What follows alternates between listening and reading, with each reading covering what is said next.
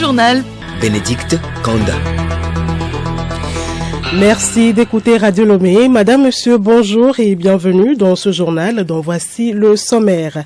L'Agence nationale de la cybersécurité ANSSI sensibilise les professionnels de l'hôtellerie et de la restauration sur la cybercriminalité. Il est question de les amener à sécuriser leurs données Internet. Le Forum des producteurs agricoles du Togo FOPAT, étape de la région de la Kara, se poursuit. Démarré depuis hier, les acteurs échangent sur le thème « Transformation structurelle de l'agriculture togolaise, défis et perspectives ». Le Nigeria veut stopper l'émigration massive des médecins. Une proposition de loi est en cours d'adoption. Elle vise à ce que les jeunes docteurs médicaux pratiquent au moins 5 ans au pays avant d'obtenir leur diplôme complet. Et puis sport football, au menu, la réorganisation des équipes de 3e division avant l'entame bientôt de la phase retour du championnat.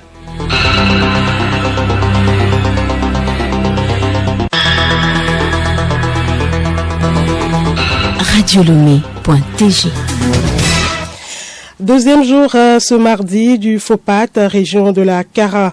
Environ 500 acteurs des chaînes de valeur agricole des 7 préfectures échangent sur le thème « Transformation structurelle de l'agriculture togolaise, défis et perspectives ». Odette Pira.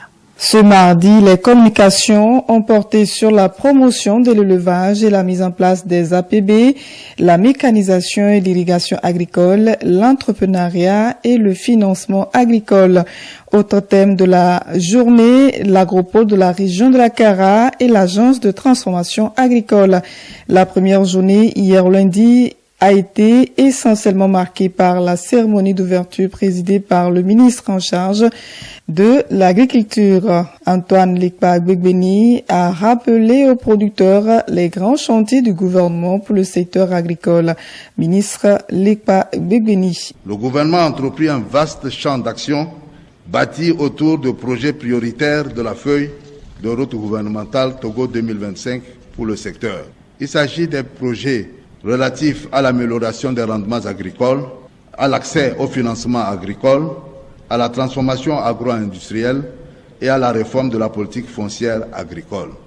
Les principaux défis auxquels il faut s'atteler pour accélérer la mise en œuvre de ces projets restent fondamentalement la maîtrise de l'eau et la mécanisation des opérations culturales, la facilitation de l'accès des producteurs aux intrants de qualité et aux technologies éprouvées, la facilitation de l'accès des producteurs au financement et au marché.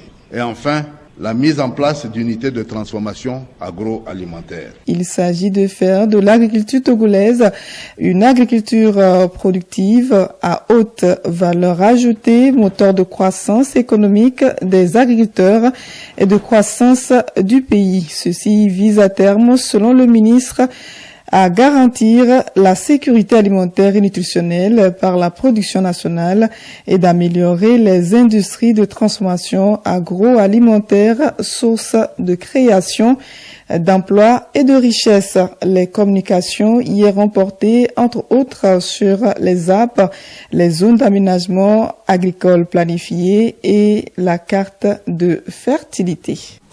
Odette Pira, écoutons à présent le représentant des producteurs de la région, Sando Asemro Nyasingbe.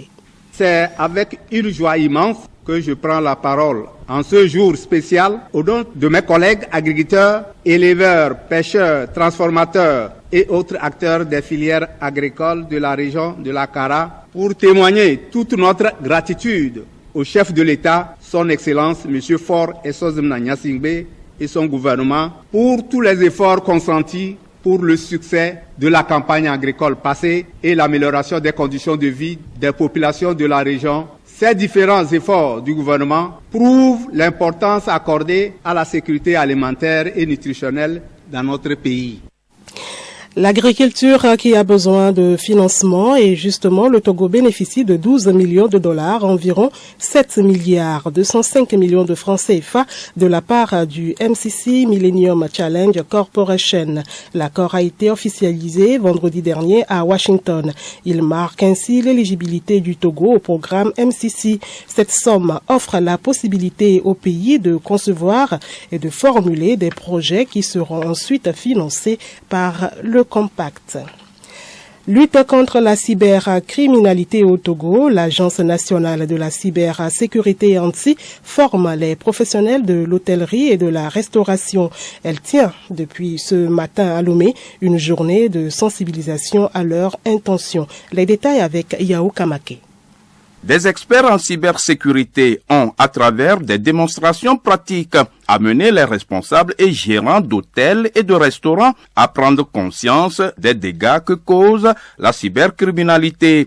Commandant Goualiba Gbota, directeur général de l'ANSI. Aujourd'hui, nous sommes rentrés de plein pied dans ce monde numérique. On peut réserver son hôtel en ligne. On peut arriver dans un hôtel et se connecter au Wi-Fi et travailler comme si on était à son bureau ou à la maison, qui vous permet donc d'accéder à vos serveurs, etc. Donc vous laissez énormément d'informations, des informations bancaires, des informations personnelles, des informations de votre entreprise. Et ces informations intéressent les cybercriminels qui les revendent sur le dark web. Parce que votre carte bancaire peut servir à faire des transactions en ligne à votre place, à votre insu. Ils ont été outillés sur les notions et techniques de sécurisation des données de leurs prestations et celles de leurs clients. Un ensemble de techniques que résume le directeur technique de l'entreprise Cyber Afrique Défense, Palakiyem Assi. Installer un Wi-Fi, aussi simple que ça puisse avoir l'air, eh bien, en réalité, il s'agit de quelque chose à faire par des professionnels parce que les risques sont énormes. Il y a beaucoup de données confidentielles et d'informations personnelles qui transitent sur ces réseaux, notamment dans les structures hôtelières et dans les restaurants.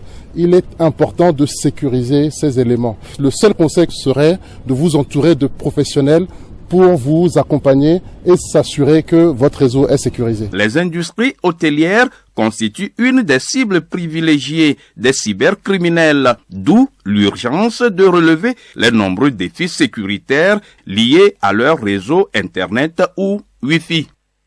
Merci à vous, Yao Kamake. La suite de cette édition, on s'en souvient, le 15 février dernier, le gouvernement, en Conseil des ministres, a sorti le projet de professionnalisation du secteur des transporteurs routiers. Ce projet consiste, entre autres, à rafraîchir les conditions du métier des transporteurs, ainsi que les obligations qui réglementent ce secteur. Parmi les obligations figure le contrat de transport. Que comprendre par contrat de transport? La réponse dans ce dossier de Léontine Atogima. Le contrat de transport est un document qui lie le transporteur de marchandises et son propriétaire. Acréjean, expert en facilitation des transports et des échanges. Ce contrat de transport, il prévoit des droits et des obligations pour chacun des acteurs. Le transporteur a des obligations, c'est à livrer la marchandise ou acheminer des personnes dans les délais convenus ou dans des délais raisonnables, moyennant un prix convenu. Mais le donneur d'ordre, il a des obligations aussi. Il ne doit pas surcharger le véhicule. Il doit faire respecter les temps de conduite et de repos. Il doit veiller à la sécurité du chargement. Il doit arrimer la charge. Le contrat de transport assure la sécurité et la rémunération du transporteur. Retrouvons Acréjean. Il y a des règles qui définissent la responsabilité du transporteur, les obligations du donneur d'ordre, les modalités d'indemnisation en cas de dommage. Et puis, le cadre OHADA fixe aussi un certain nombre de principes sur la rémunération du transporteur, le calcul du coût de revient d'une opération de transport. Et puis enfin, un élément très important qui est totalement méconnu, mais qui coûte très cher, c'est la problématique des assurances dans le secteur des transports. Les assurances des véhicules pour la circulation, ça c'est bien connu, mais les assurances de la marchandise, c'est malheureusement pas forcément bien compris. Cet instrument qui relève des exigences de l'OHADA pour la facilitation des échanges commerciaux est mieux connu des acteurs de ce secteur. Léontine Atogima, il faut ajouter que ces nouvelles dispositions sont au cœur d'une formation depuis hier à Lomé. Le Togo célèbre dans quelques jours sa fête d'indépendance. Quels ont été les partis politiques qui ont lutté pour cette indépendance en 1960? Nous en parlons avec le professeur Joseph Tibé. Les premiers partis politiques à naître sont des partis qu'on peut considérer comme étant des partis rivaux. Du cercle des amitiés françaises est né en 1936. C'est lui, ce cercle-là, que les nationalistes vont récupérer et transformer en parti politique le 26 avril 1946. Mais quelques jours avant, il y a eu la création du Parti togolais du progrès, le PTP. Et ce parti a été créé par l'administration coloniale. Et donc le 9 avril, on a créé le PTP qui devait rassembler tous les fonctionnaires et faire en sorte que tous ceux qui travaillaient aux côtés de l'administration puissent regarder dans le sens voulu par l'administration coloniale. Le PTP était inscrit dans la logique de l'indépendance progressive, c'est pour cela qu'on les appelait les partisans du progrès, et le CUT était inscrit dans la logique de l'indépendance immédiate. Et à partir de 1951, on va assister à la naissance des partis politiques qui vont soutenir ces deux premiers partis politiques.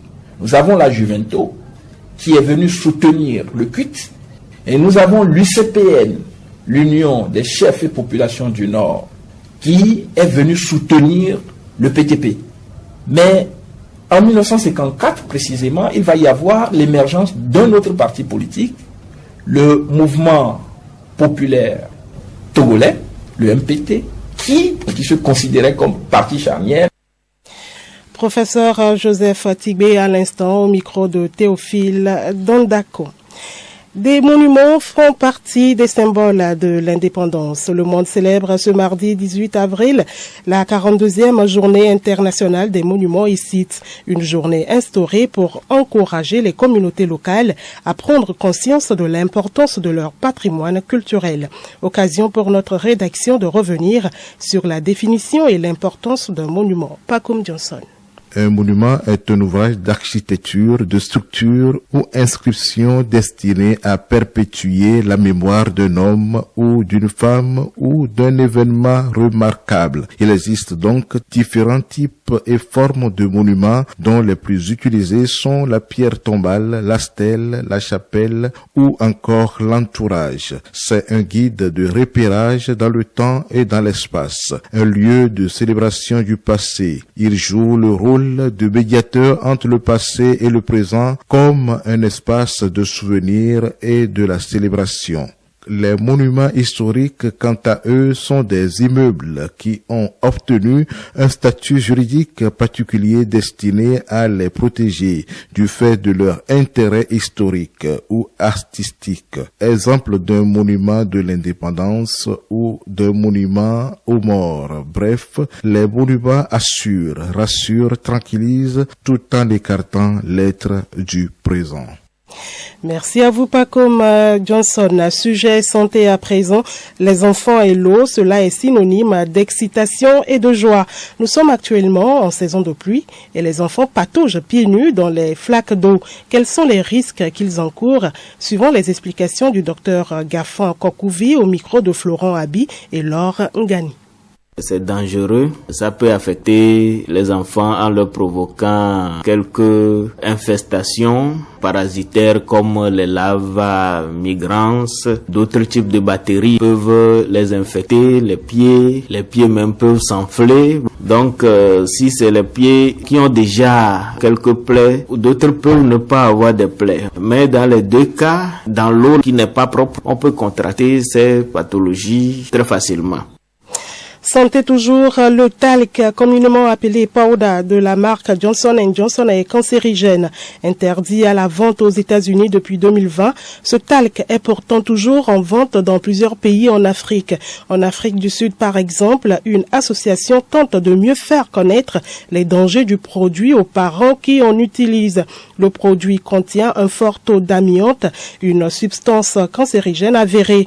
Le professeur Michael Herbst tente par le biais de son association de lutte contre le cancer d'alerter les consommateurs sur cette situation peu connue en Afrique du Sud. Il tente depuis plus de 10 ans d'interdire le produit en vin. Au Nigeria, une proposition de loi visant à stopper l'émigration massive des médecins fait face à une fronde de la profession. La mesure doit forcer les jeunes docteurs médicaux à pratiquer au moins 5 ans au Nigeria avant d'obtenir leur diplôme complet et donc de pouvoir quitter le pays. Dans les hôpitaux nigérians, il n'est pas rare que les médecins disparaissent. Chaque mois, ils sont des dizaines à faire leurs valises et à partir pour l'étranger, parfois du jour au lendemain. Un rapport de 2022 montre que 13 609 visas avaient été attribués par la Grande-Bretagne à des travailleurs médicaux nigériens au cours de l'année. Et puis au Bénin, le président Patrice Talon a procédé hier au remaniement de son gouvernement. Il s'est séparé du garde des Sceaux et de 2 autres ministres, celui de l'énergie et celui des transports. Sport à présent, football, les équipes de 3e division profitent de la fin des phases allées pour mieux se réorganiser afin d'atteindre leurs objectifs. C'est le cas de la JJK de Pelé et de l'Olympique de Vaud. Milek Agbokou.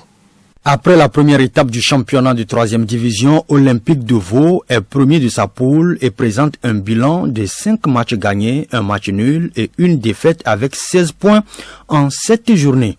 En termes de ressources financières, le club olympique de Vaud a dépensé près de 12 millions de francs CFA. Ces fonds ont été mobilisés grâce aux efforts du comité exécutif, des natifs de la préfecture de Vaud et de la diaspora. L'objectif étant la montée en D2, le bureau exécutif a encore réitéré son engagement à œuvrer pour l'atteinte de cette mission. Au même moment, dans la même poule, JJK de Pelé se réorganise pour mieux se relancer. Après la démission du coach titulaire, Améo Komi, Dima Oyaole sera sans nul doute le prochain coach de JJK.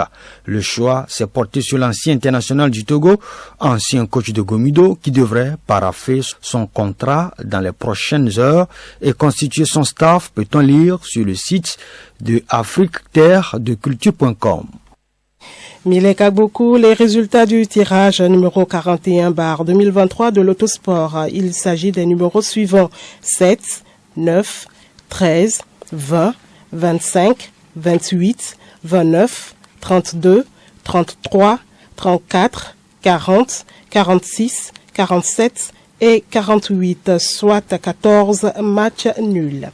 Et pour terminer, l'information insolite, au Royaume-Uni, un chien vient d'être soigné pour une maladie particulière pour un animal. Coco, un labrador de 2 ans recueilli par un refuge, souffrait d'alcoolisme. Selon les vétérinaires, l'animal avait pris l'habitude de finir les fonds de bouteille de son propriétaire et souffrait d'alcoolisme. Grâce à un traitement à base de sédatifs et un sevrage d'1 mois, Coco est aujourd'hui guéri. Après un sevrage d'1 mois, il est hors de danger et va maintenant suivre un processus de reconstruction afin d'être prochainement adopté.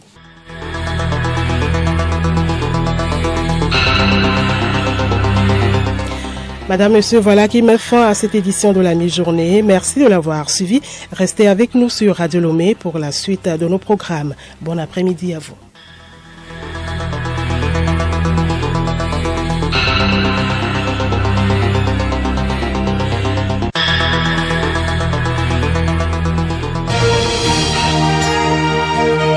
Radio Lomé, boîte postale 434, email radiolomé@radiolomé.tg.